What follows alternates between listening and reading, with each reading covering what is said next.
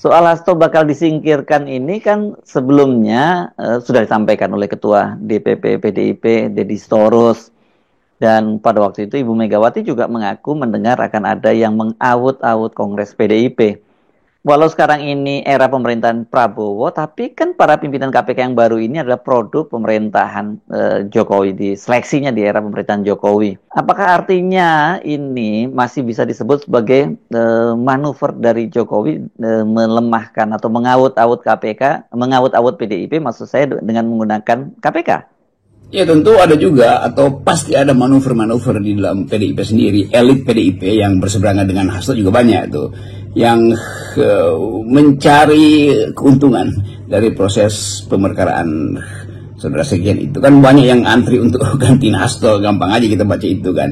Jadi kelihatannya juga Ibu Mega akan punya atau harus punya sense atau sedang mencari kepekaan untuk menyelesaikan masalah ini. Pasti ada internal struggle dalam PDIP, tapi secara keseluruhan saya kira partai itu diikat oleh kepentingan bersama, yaitu tidak mungkin partai itu menyodorkan dirinya untuk dirampok oleh Jokowi misalnya, karena yang mau rampok pasti Jokowi, dan benak publik udah begitu kan.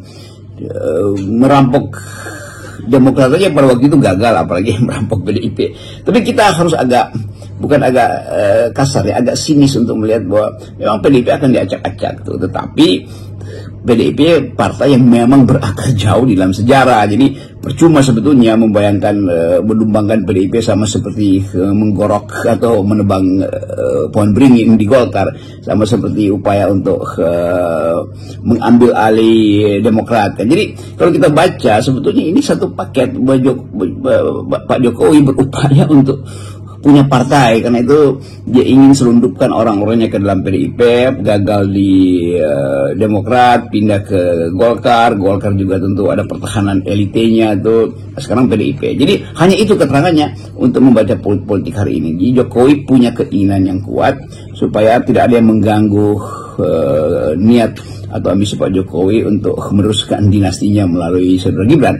Jadi sekali lagi itu soal yang ada di depan mata kita, dan kita hanya bisa mendeteksi suasana panas politik nanti akan melimpah ke tahun depan, dan social unrest pasti akan tumbuh, disparitas akan menyebabkan juga ketegangan politik melebar kemana-mana tuh. Jadi kehendak sejarah kelihatannya ada hari-hari ini, yaitu upaya untuk sejarah selalu punya cara untuk menerangkan keadaan, dan mereka tidak bisa membaca sejarah itu pasti akan terseret oleh arus sejarah tuh.